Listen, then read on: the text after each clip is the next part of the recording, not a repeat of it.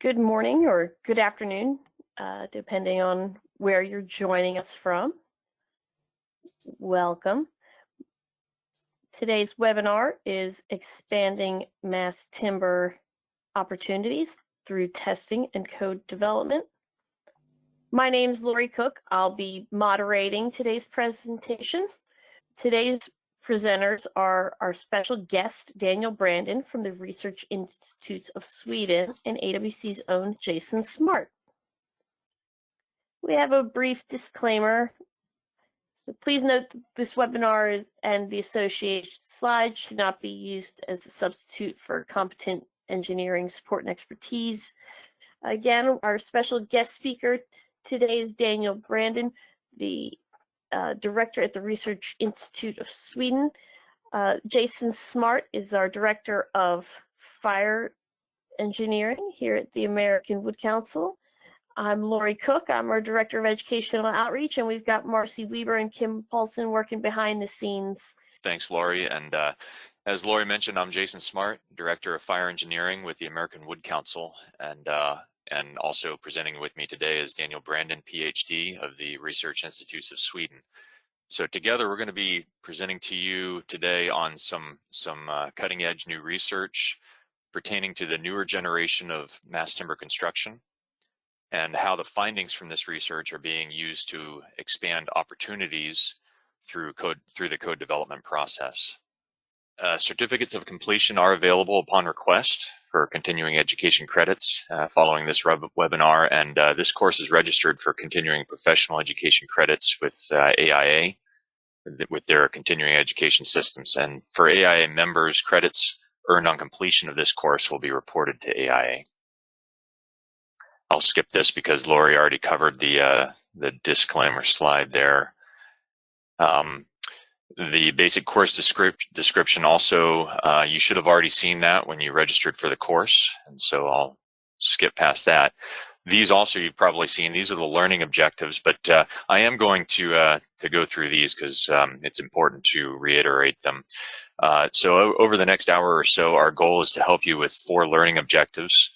And these are that, firstly, will help you to understand how the ICC Tallwood Building Committee's fire safety objectives have been met in the testing performed at the ATF lab in 2018, and in the more recent testing performed on the newer generation of mass timber that we'll be talking about today. Secondly, you'll be able to state the need for the additional testing that we're talking about today as a follow-up to that which was done to support the development of the 2021 IBC mass timber provisions. And then third, you should be able to summarize the RISE test results and describe the configurations of exposed mass timber that led to performance exceeding the baseline fire safety expectations. And then lastly, you'll be able to describe ways in which the findings from this research are being applied to support proposed changes to the building codes, and also as justification for alternative designs. And then just to give a brief outline of today's webinar, I'll start off by giving a brief recap of the 3 new mass timber types of construction that are now recognized in the model building codes. We won't dwell on that too long, but just to set the stage, as part of this first item, I'll describe the performance objectives that were used to establish the requirements for these new mass timber construction types. And then in the second part, I'll explain the reason for performing the additional follow-up testing, which is the subject of this webinar.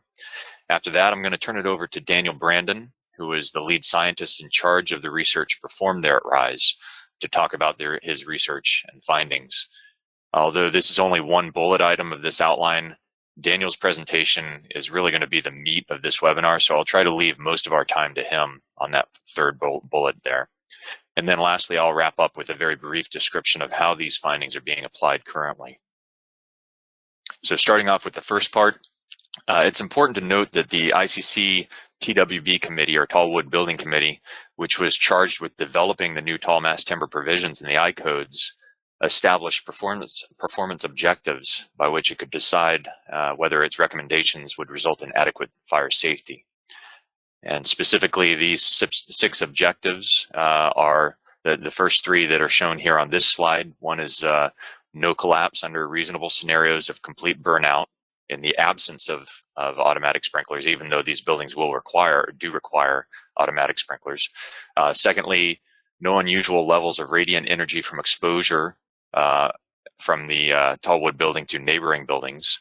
And then third, no unusual response to typical radiant energy from a fire in another adjacent building next door or across the street. And then the last three objectives are no unusual fire department accessibility issues, which might prevent the fire department from responding to a fire. And then fifth, the egress systems need to provide or protect occupants during their egress time, their escape time, plus an additional factor of safety. And then the last one is suppression systems generally need to be highly reliable. And so that's what that's just a summary of the sixth objective there. Now, going back though, the reason that I mentioned these performance objectives is because these same performance objectives were also used to establish acceptance criteria for the more recent research that we're going to be hearing about today, performed at RISE. So that's why I wanted to go back through. You've probably seen those performance objectives reported or presented in other webinars about the mass timber provisions in the 2021 I-codes, and just wanted to reiterate them because the same ones are being used. The three new types of construction, I'll just give a recap on that. These are, most of you should be familiar with them, types 4A, B, and C construction. Type 4A, just to put it in a nutshell, is it has non-combustible protection covering all mass timber surfaces. This non-combustible protection needs to account for at least two-thirds of the required overall fire resistance rating. And then type 4B is similar. It also requires non-combustible protection, and that needs to meet that two-thirds requirement, two-thirds of the fire resistance rating, except there are allowances for limited exposed areas on mass timber walls and or ceilings. And then type 4C, in type 4C, non-combustible protection is only required in certain locations, such as exterior walls, in concealed spaces, and mass timber shafts. But today I'm specifically going to zero in on type 4B only, because that's the construction type that this research most closely pertained to. That's the one that allows limited exposed areas of mass timber. As I just mentioned, most mass timber surfaces in type 4B construction need to be covered with non-combustible protection, providing at least two-thirds of the required 2-hour fire resistance rating. So in other words, you need at least 80 minutes worth of protection from the non-combustible covering. In areas that are permitted to be exposed, type 4B provisions place limits on how much mass timber can be exposed, and also on how far apart these exposed areas need to be from one another. We find the exposed area limits in the exception to section 602.4.2.2.2 of IBC, the 2021 IBC, and that's the excerpt of that is pasted here into this slide. This section says that you can have an area of exposed ceiling that's equal to up to 20% of the floor area, or you can have an exposed area on the wall equal to up to 40% of the floor area, or you can have some combination of both, provided that the sum of the ratios to their respective allowable areas does not exceed 1.0. And then there's also a fourth exception that is, it states that you can have columns and beams that are not an integral part of walls or ceilings left unprotected in type 4B as well. And that doesn't count against the area limits.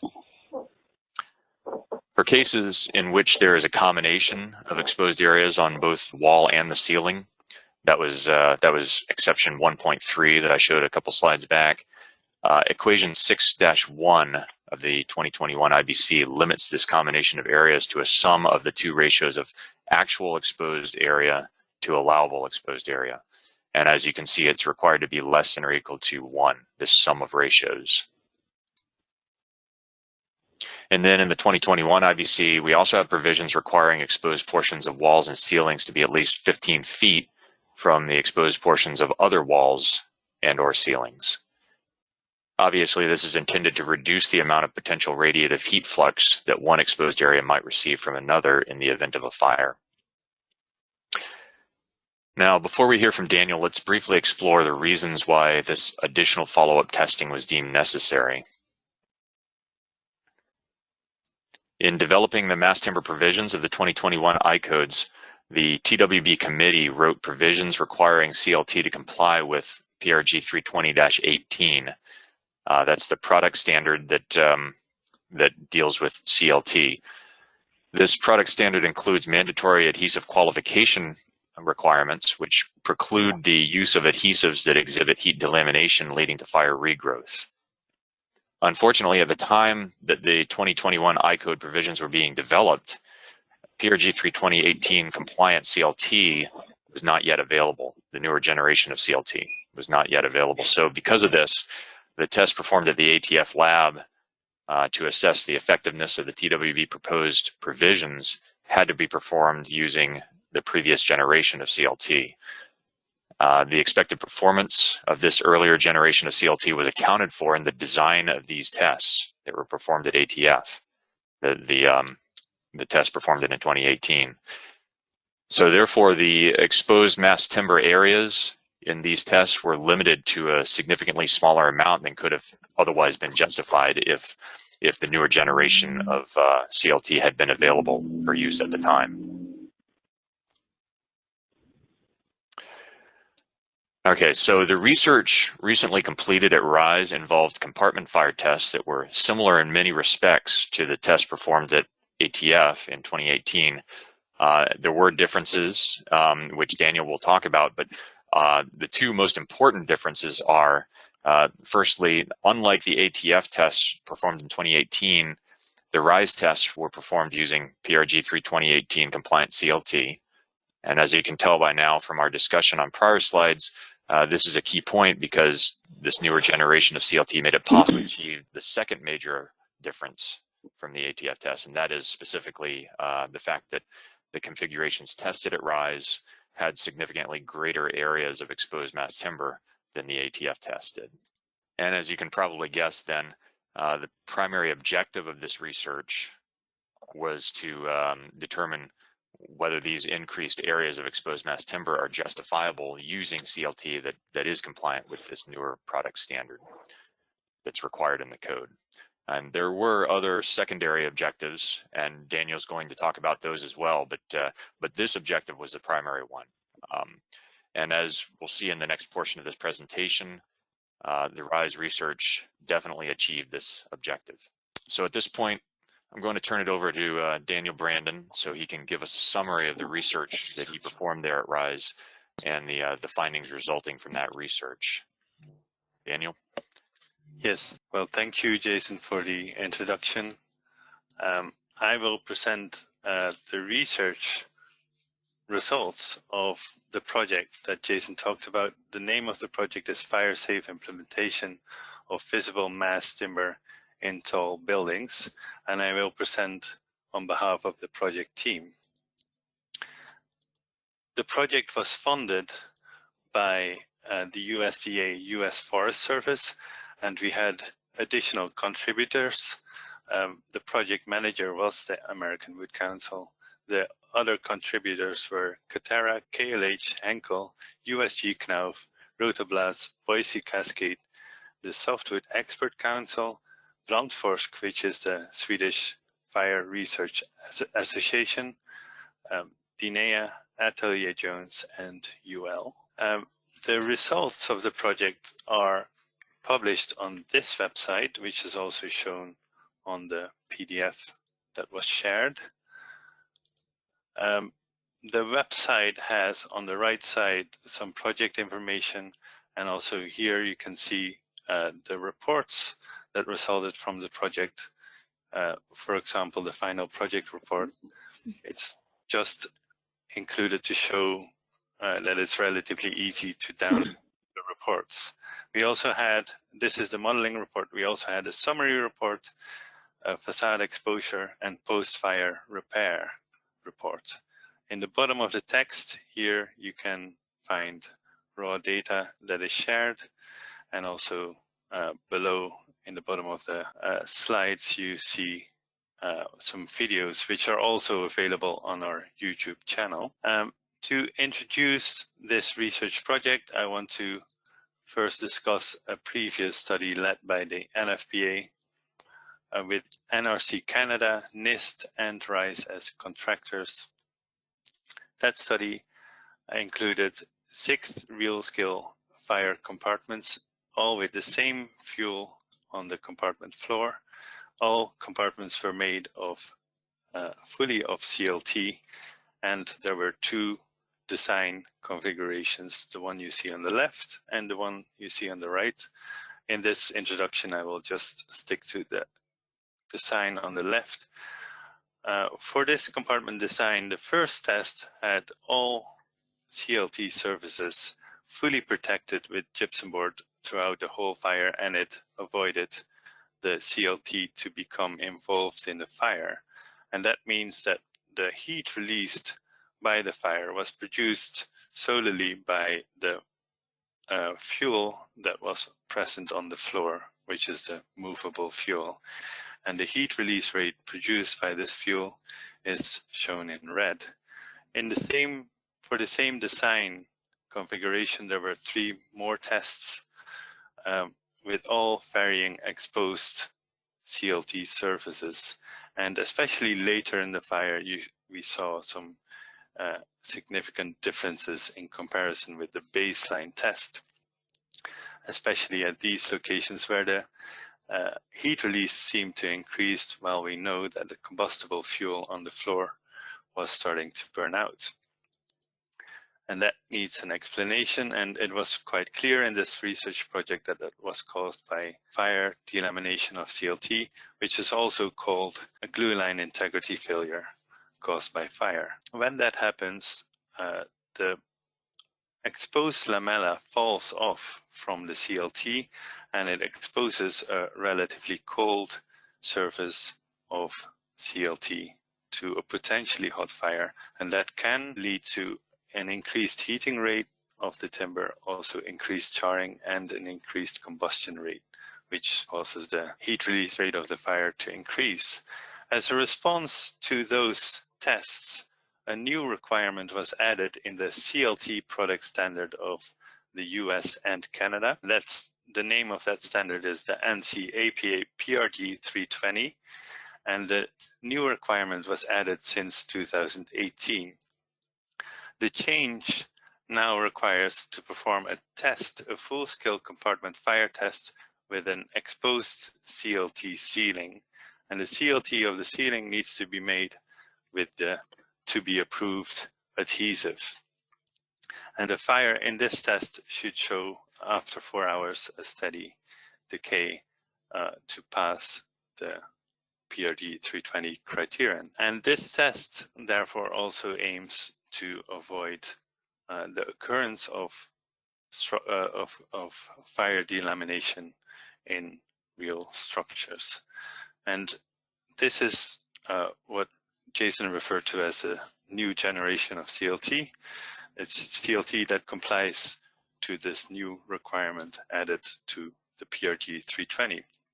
With this new generation of CLT, we can expect a significantly different outcome of these fires, as these increases are likely not occurring, or at least are very much delayed. And the behavior of compartments without these peaks is studied. As Jason mentioned, that we have the ATF studies with limited exposed surfaces. We also have some smaller studies by NRC Canada, but real scale tests are lacking, or they were lacking at the start of the research project. Because of that, the primary objective was to design and perform 5 compartment fire tests with PRG 320 2018 compliant CLT and varying areas of exposed mass timber surfaces. And after these tests were performed, we assessed these compartment fires to performance criterion previously used by the Tallwood Building Committee. And specifically, there was one criterion very important, and that was to have a decay of a fire to be continuous until at least 4 hours after ignition. We also had some secondary objectives in this project, which I will discuss briefly in this presentation. The first one was to design and test intersections between exposed mass timber members. We also had an objective to record facade exposure, and with that allowing for comparisons with standard facade testing methods that are used all over the world. We have predictive modeling, which was useful to predict the fires, but we updated the model as well. And we also had an objective to perform a case study to repair CLT after the fire. The first objective was to design and test 5 compartment fire tests. And the first action there is really to design a compartment to test against representative and severe fire scenario. Because this project aims to have a representative fire scenario for real buildings, we need to have knowledge of real buildings, and we needed statistical information of real compartments in real buildings. And we found information of the floor area and fuel load density, in this case of residential occupancy for real buildings in a Canadian study published in 2010. But we also needed information of the ventilation conditions that are generally applicable for residential occupancy in this case. And we had to perform our own survey. For that, we looked at a public database of the UK. We looked at buildings of 4 stories or higher, and we determined the opening factor of different building types by using the drawings that were published. And we determined the opening factor of the different compartments. We had more than 700 compartments in this study, and that led to this opening factor distribution shown here. To get a severe but representative fire scenario, we needed a probabilistic study. We used a relatively simple calculation to determine the char depth of exposed wood after a full fire, but we performed this calculation 200,000 times using a computer. The computer every time chose one value for the floor area, fuel load density, opening factor, randomly, but based on the probabilistic, based on the probability according to the distributions you see. And each time this calculation was performed, a new char depth, final char depth was calculated. And after 200,000 calculations, we ended up with this distribution of expected char depths after the fire.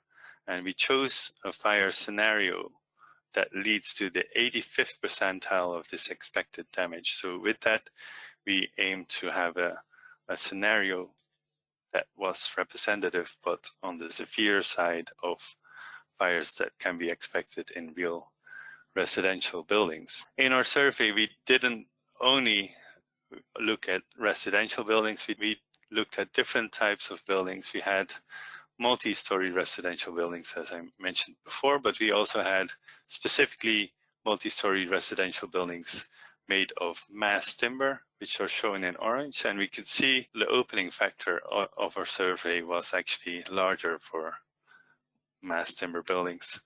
But beside residential buildings, we also looked at buildings of business occupancy, and compartments in those buildings generally have a significantly larger opening factor, as this purple distribution is shifted significantly to the right. And therefore, we decided to include one test that does represent and does have an opening factor that represents tall office buildings. The test had different exposed surfaces of CLT and glue laminated timber. In all tests, the ceiling was exposed and the beam under the ceiling was also exposed.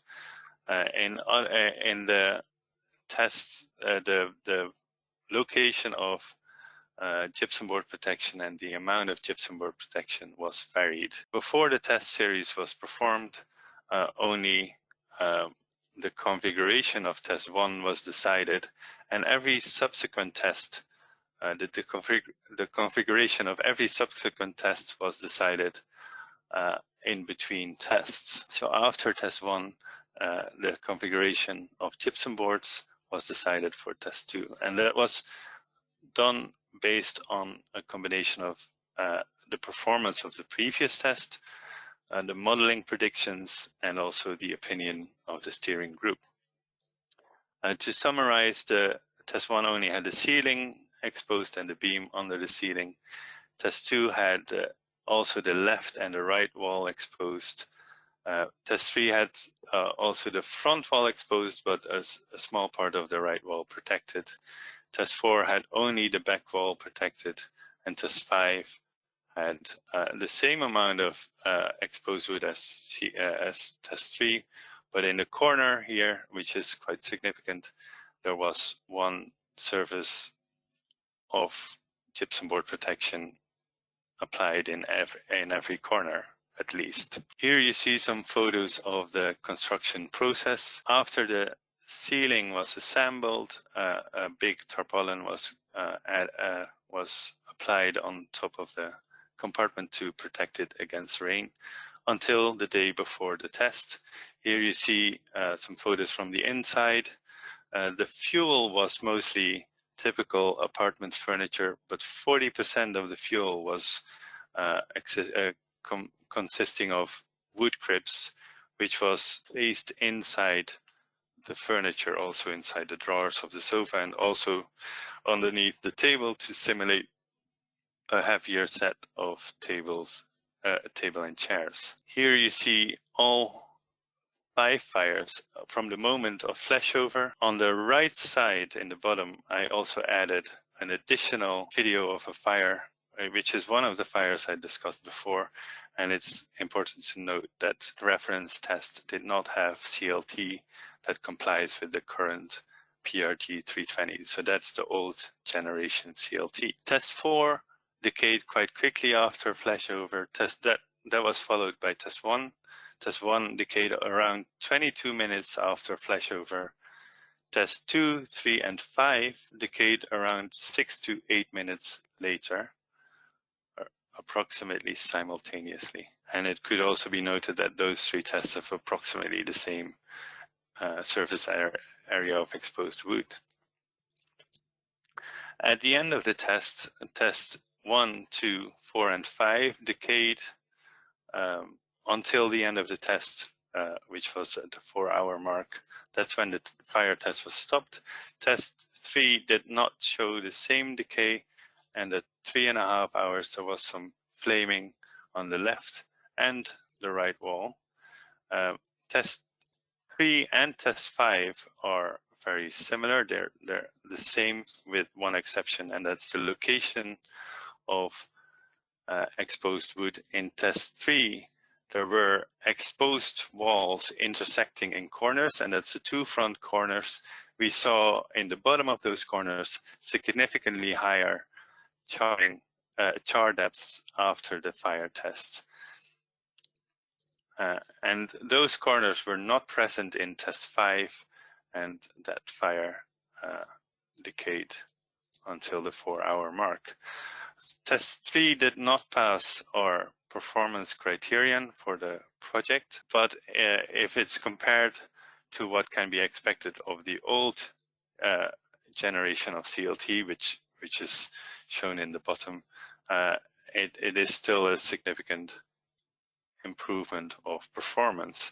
And it should be noted that the fire in the bottom corner is not the same configuration. It's just added to give some indication of the significance of the new PRG 320 rule. In all compartments, there were several measurements made, quite a lot of measurements made. For example, there were thermocouple trees, and there were also plate thermometers in front of surfaces. And inside the compartment, the plate thermometer temperature is almost entirely dependent on thermal radiation. And that's also the reason why we use the plate thermometers to calculate the incident radiant heat flux. Throughout the compartment, the plate thermometer temperatures were mostly the same. The spatial variation was relatively small. And because of that, we could just pick one plate thermometer of each test and compare those to each other to make a comparison between tests, which is done here. This is the result of a plate thermometer at the center of the left wall. We know that test 4, which has the compartment with the larger opening factor, decayed relatively quickly. For the smaller opening factor compartments, test 1 decayed first and decayed also faster than test 2 and test 5. Test 3 did not fully decay and never actually went under the temperature criterion that we set up at the end of the test. It instead increased in temperature until the test was stopped. We also weighed the total mass of the we weighed the total structure and determined the mass loss of the combustibles. From that, and using the heat of the combustion of the combustibles, we calculated the potential heat release rates, and that is the heat release rate assuming that there is a combustion efficiency of 100%. We determined the char depth after the test. As an example, you see the char depths measured in test 2. In the center you see the ceiling. And to read this diagram, you could imagine that you're standing inside the compartment looking up, and the compartment is lifted up and folded open. And that means that the bottom of the left wall is here and the bottom of the right wall is there. The char depths in the top of the compartment were in all cases the lowest, and in the walls the char depths increased towards the bottom of the compartment. Because we had in all tests we had the ceiling exposed, that allows for a nice comparison between the char depths in the ceiling. Here you see that char depths displayed in box plots. The lowest char depths were measured in test 4, which had the large opening factor. The other tests with the lower opening factors showed a higher char depth, starting with test 1.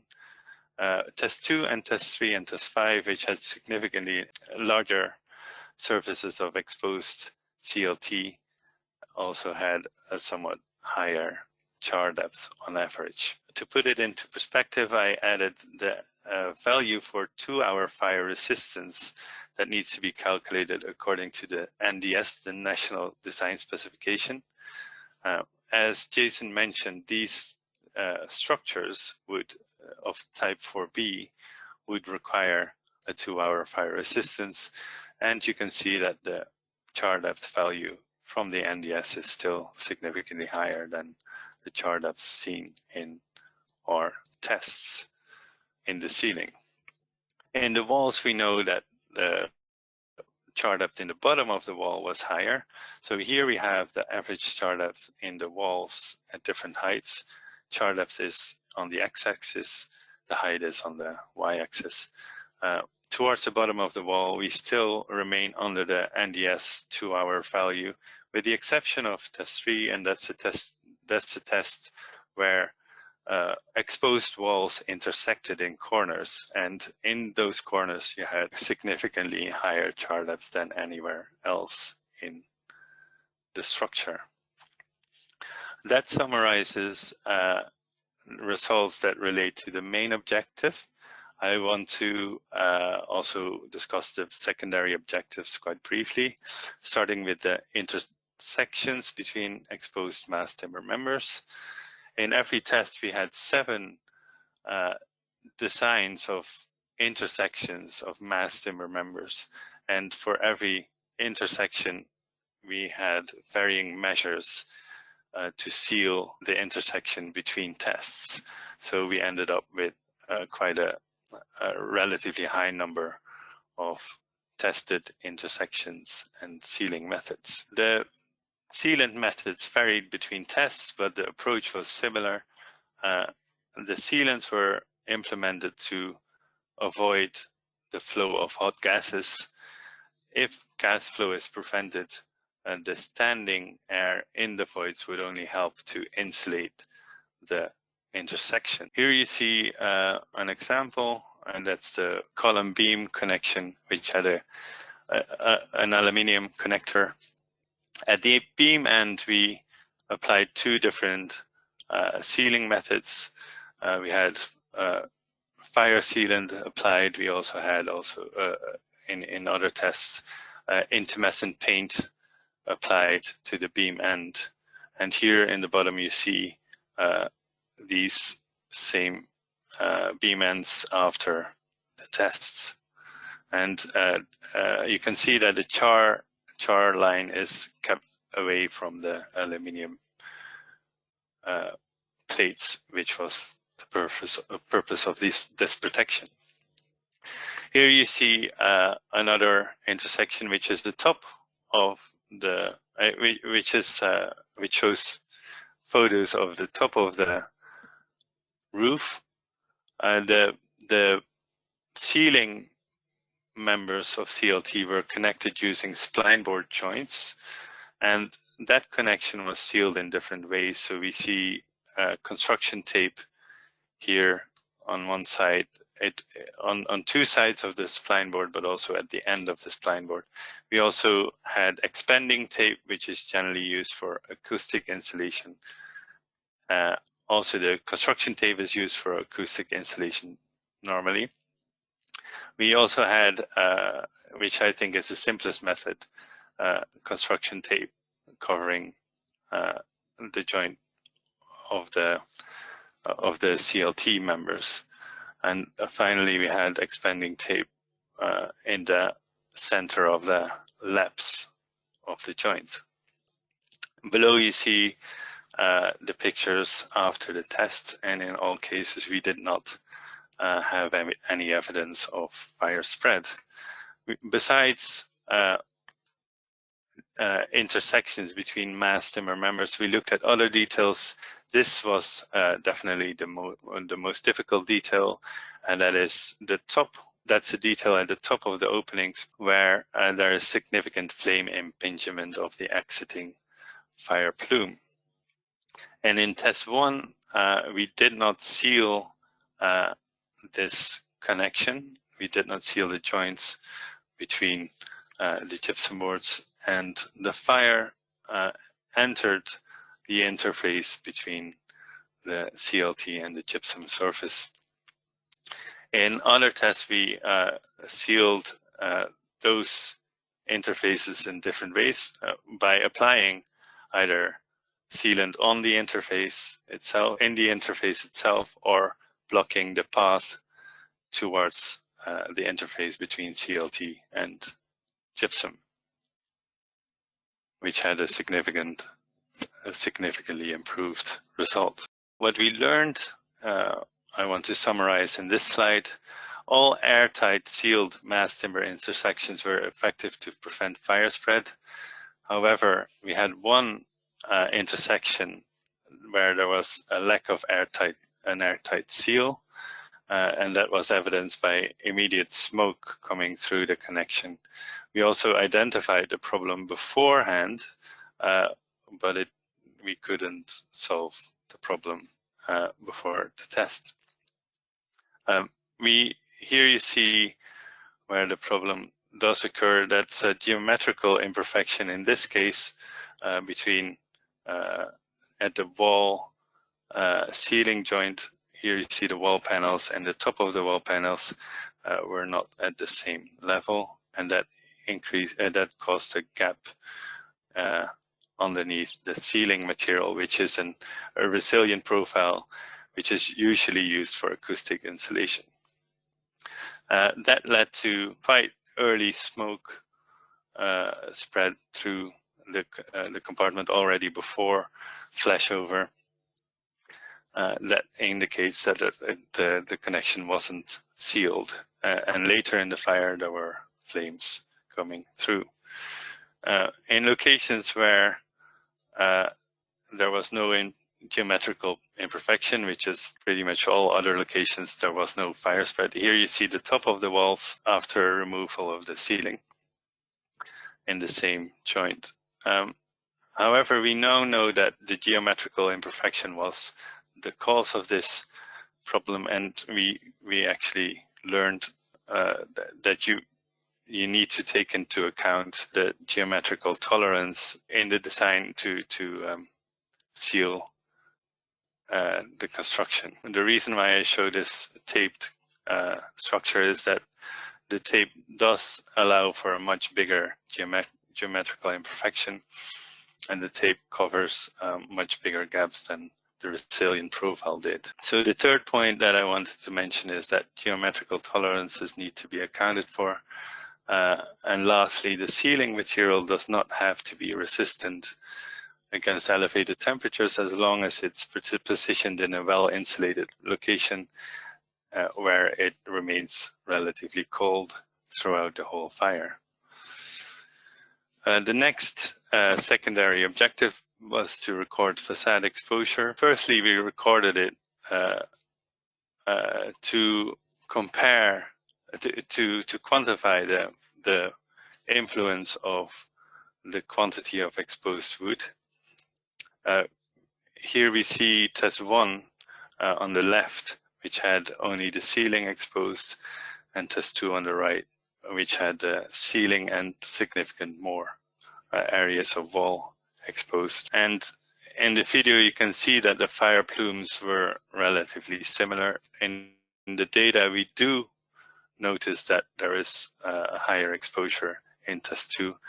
However, it's not as big as we expected it to be. We also looked at comparisons with standard facade testing methods. In practice, combustible facades are tested against standard facade tests, and those vary globally, and also within countries you will have several different facade testing methods in some cases. And for most of these facade tests, there is no clear knowledge, there is no knowledge of a relationship with fires that can be expected in real buildings. Now, in this case, we performed a probabilistic analysis for the inside of the compartment, but we also, and we expect a severe fire on the inside of the compartment, but we also expect a severe fire exposure on the outside of the compartment.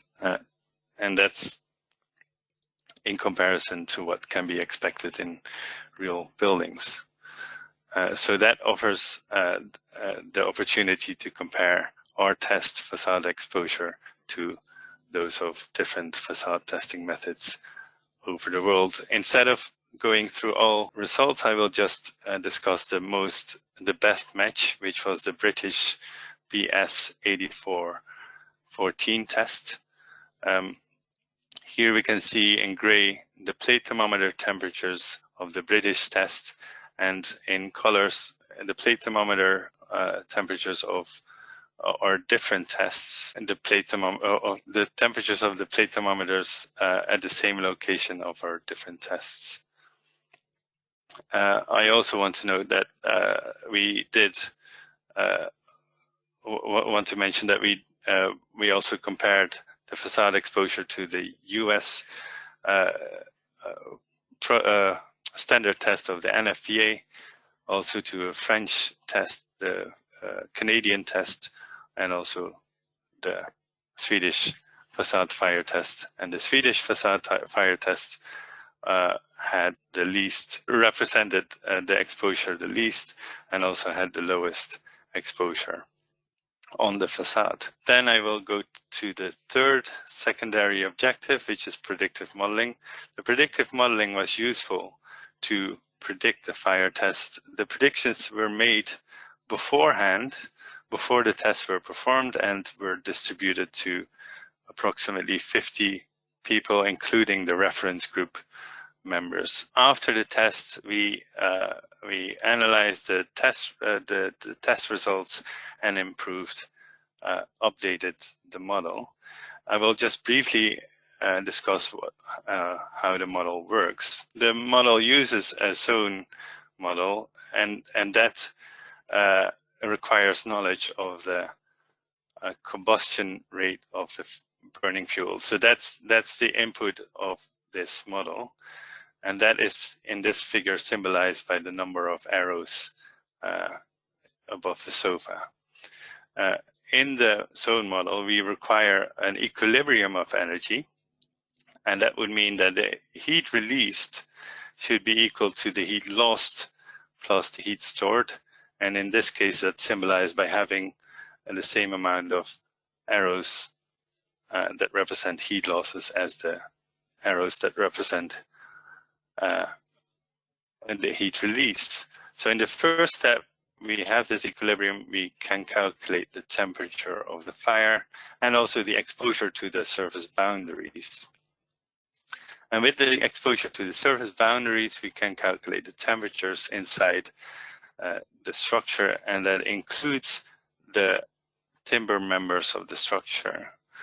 And this temperature profile can be determined for every time during every time step of the fire.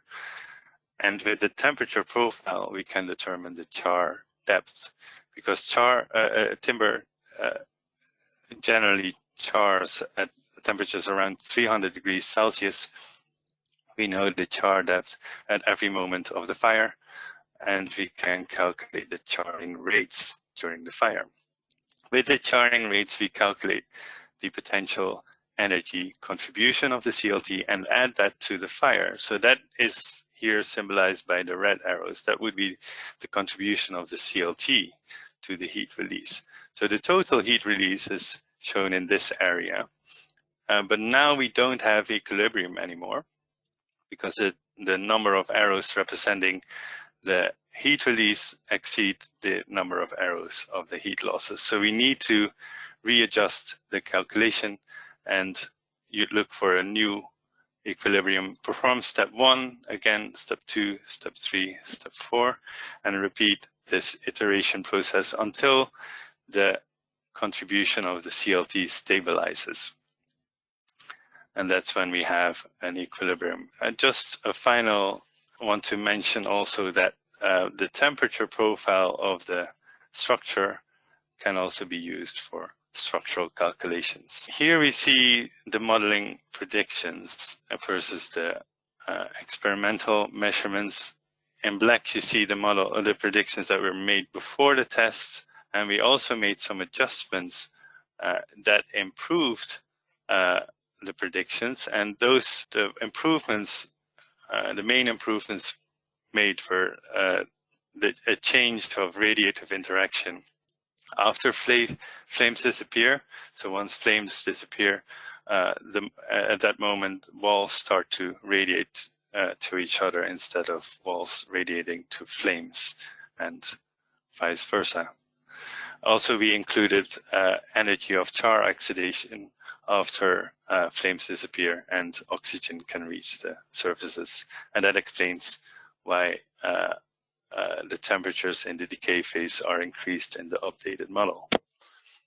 Here you see the predictions with the updated model of the heat release rate on the left.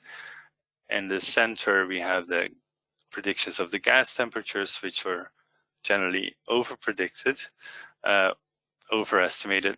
And on the right, we see the predicted plate thermometer temperatures, which were quite accurate. We also had our last secondary objective, which was post-fire repair of CLT. I've got a video that is quite self-explanatory, but I will give some comments as well. After the test, we had to pick a portion of the CLT for the repair case study. And that was because of logistical reasons. We couldn't repair it on site. We had to do it somewhere else, but we simulated it to be on site by putting it, by placing the specimens over our head. The first step was to determine the char depth, which was done with a resistograph, which drills with a very thin drill through the specimen and measures the resistance. The second step was the design of the new layup. We removed the char and we planed the surface of the CLT. Also in the corners, which required a different method.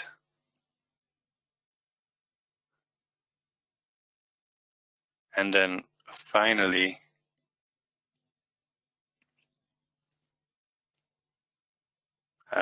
we screw glued a new layer of lamellas, which was made of a high-grade glulam beams of high-grade glulam beams laid on their side.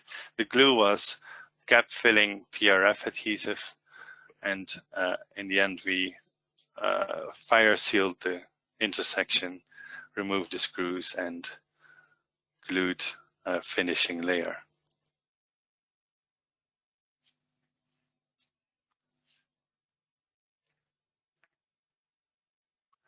And this is the end result of the connection detail. And here you see the whole specimen also from below. After the reparation, we tested the specimen structurally, and that led to the conclusion that the flexural stiffness and the bending capacity were maintained. However, the shear capacity was reduced, but it is still considered sufficient for most applications. It will only be critical for floors with a very short span and a relatively high load. And then to summarize the findings of this study, the fire in the compartment with the ceiling exposed and walls protected decayed at least up to 4 hours. The fires in compartments with significantly more wood exposed, with additional wall surfaces exposed, also decayed at least up to 4 hours, with one exception, and that is test 3, where exposed wall surfaces intersected in corners and increased damage was observed in the bottom of those corners. Finally, comparisons with the char depth values for 2-hour fire resistance provided by the NDS were higher than those seen in all tests, with the exception of test 3. And test 3, again, was the test where two exposed walls intersected in corners. Then the secondary objectives, firstly, the details. All intersections between mass timber members that were airtight were effective to prevent fire spread. The sealant there does not have to be resistant against high temperatures as long as it's positioned in insulated locations throughout the whole fire. Also about facade, about the secondary objectives on facade exposure, we found that the standard facade testing methods, the British standard was compared best to our results and is likely also most representative of real fires. And the Swedish test was the least representative and had the lowest fire exposure. About the modeling, the zone model predictions were useful to predict fire scenarios, and we expect them to be useful for performance-based design of mass timber structures. And we made adjustments based on experimental observations, and those improved the accuracy of the method. And in our case study of post-fire CLT repair, we used a method that restored the flexural stiffness and bending capacity. However, it reduced the shear capacity, which can be critical for floors with very short spans and very high loads. That was my part of this webinar. I want to give the word back to Jason. Okay, thank you, Daniel. That was a very thorough recap, even though you didn't have a whole lot of time to do it. So you were brief but thorough. I know it's tough to try and fit all of that, all of the description and the findings into such a small amount of time, because this was truly an extensive research program. But before I close us out, and I know we don't have much time left, but I wanted to take a real quick look at one particular way in which these research findings are actually being applied currently. This is probably one of the more important applications, at least right now, because it pertains to the U.S. Model Building Code provisions that I described earlier. And as many of you are aware, the International Code Council is currently in the middle of a code change cycle for development of the 2024 family of I-codes. In January of this year, several former members of the ICC Tallwood Building Ad Hoc Committee, the TWB committee, submitted 2 code change proposals citing the RISE research as justification. I'm going to talk about one of these proposals right now. It was designated G147. The reason I'm going to hone in on that one is because that's the one that deals with exposed mass timber areas in type 4B construction, which is what we've been primarily talking about, type 4B. Proposal G147-21 was approved as submitted at the ICC committee action hearings in April 2021, April of this year. While there was some concern expressed at the hearings about the fact that the final report from the RISE tests had not yet been published at that time, the findings that Daniel presented were nonetheless, except for the rehabilitation findings, the rest of those findings were nonetheless made available well prior to the hearings. And most of the committee members agreed that the proposal was justified by the findings from the RISE research at that time, which is what we've demonstrated here. And of course, now the final report is currently available for free download from the RISE website. Before I close this out, I also wanted to briefly describe this proposal. G147 leaves most of the current provisions for type 4B in place. Only 2 adjustments were made by this proposal. The first is in exception 1.1 to IBC section 602.4.222. And in that exception, the limit on exposed mass timber area on ceilings is increased from 20% to 100%. As you know, the 20% limit, as you should know by now because I've stated it earlier, that 20% limit was based on the ATF testing that was performed using that previous generation of CLT that was available at the time. And conversely, the increased area is now based on the RISE tests that we've been hearing about here, which use the newer generation of CLT compliant with the current product standard PRG 320, APA PRG 320. And then the second adjustment is in IBC section 602.4.224.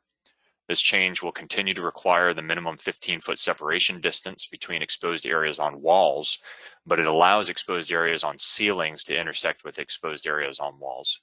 So as Daniel presented, this was fully justifiable because it was not identified, that intersection was not identified as a problem area, even in the severe scenarios that were tested in this program. So as I just mentioned, G147 is fairly surgical in its approach. It only adjusts those 2 aspects of the current provisions, that exposed area limits on the ceiling and separation between adjacent ceiling and wall. All other provisions for Type 4B construction remain in place, including the 15-foot separation distance requirement for exposed walls. And then also, I didn't mention this on the previous slide, but the limit on combined wall and ceiling areas remains unchanged. That was the equation 6-1 that I showed before Daniel gave his presentation.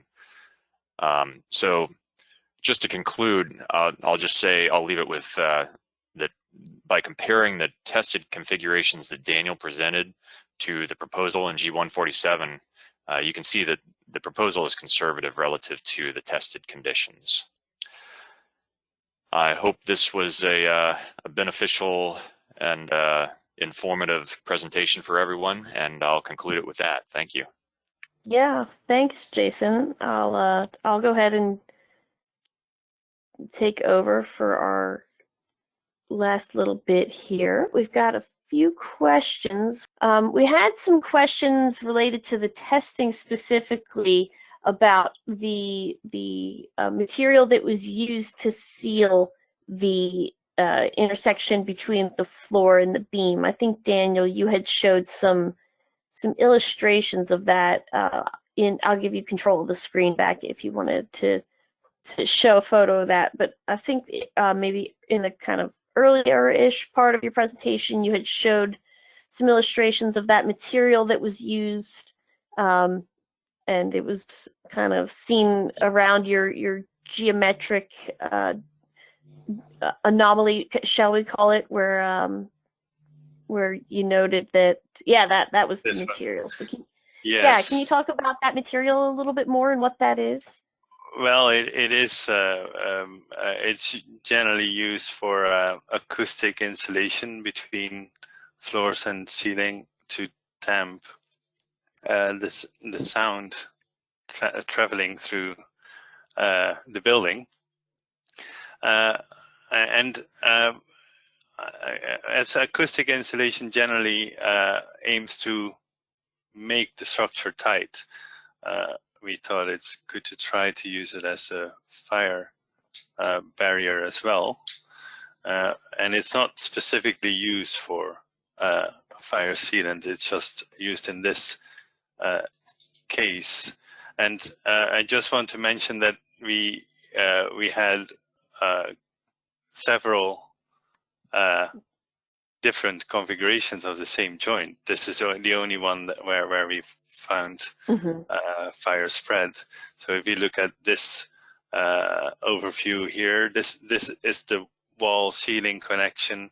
We also had construction tape in the few of the tests. We had this resilient profile in combination with construction tape. That seemed to be very robust, but the resilient profile alone is not, well, it's not as robust. Another question for Daniel, and Jason, you may have some insights on this into how it relates to the U.S. standards as well, but it was related to the repairs that you showed. Some folks had a question on, so I believe you showed that there was a high capacity glue that was applied, and then the panels were screwed into place. Is the expectation that those screws remain in place permanently on that repair, or they wouldn't necessarily be removed? Yeah, we removed them because that increases the fire performance for the next fire, because screws could increase the thermal conduction. Right. Other than that, we don't see another reason why to remove them. But we did remove them.